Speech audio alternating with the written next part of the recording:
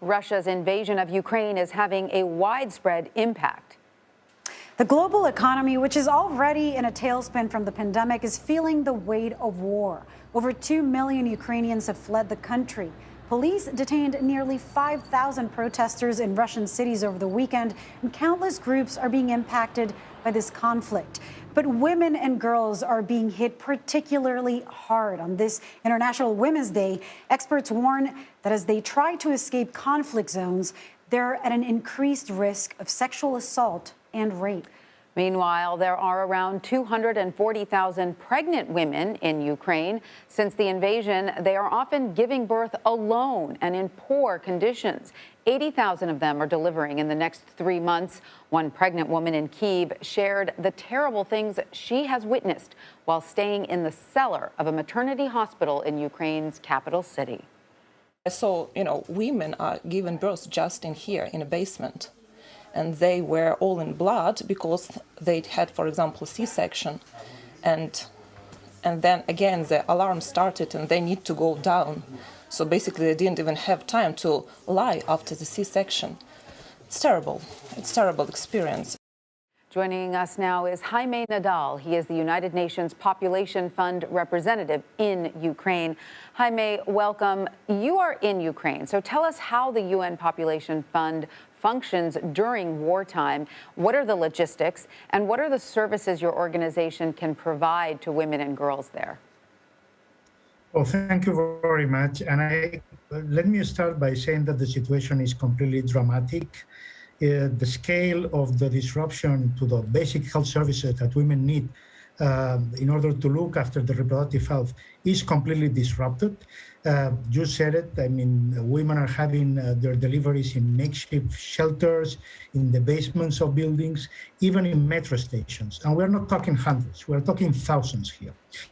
And we are talking about a situation that is likely to worsen in the coming days and in the coming weeks unless the war stops. What UNFPA does, what the UN Population Fund does, is to provide supplies to hospitals, supplies to health providers, so they can perform those deliveries with some minimal conditions. I can give you the example, for instance, that we have kits, emergency kits, reproductive health kits that contain everything that is needed for a woman to have a clean delivery. And that can be given to the woman can take it with her, and whenever there is the moment of the delivery, it can be handed over to the health professional that will be providing assistance to her. But we also have other kits in case there is a need for a C-section, etc. But apart from the kits, I mean, this situation is so unnecessary.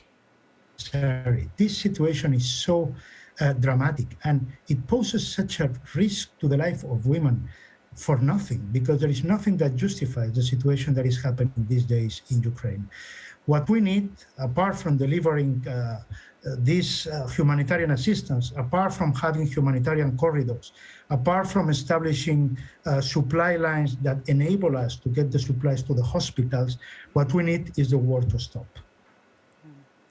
That's right. Jaime, we understand that your organization has plans in place, as you were just walking us through, for the 80,000 women who are giving birth in the next 3 months. Is there a difference in plans for those who are evacuated, who are essentially refugees now, and those who are still stuck in Ukraine? And also, if you can speak to any protections, because we've heard so many reports from the refugees themselves about sexual violence. Yes, that's correct. The situation, the distress caused by the war is affecting, of course, women who are staying behind in the areas affected by the war, but also women on the move. And we already have reports of a highly significant increase in the number of deliveries happening in Western Ukraine. Those are women on the move, pregnant women on the move, that are actually having their deliveries as they try to reach the border with Poland, with Slovakia, or with Hungary, or even with Moldova. So as they move, they are having their deliveries, and of course, it's putting pressure on the hospitals.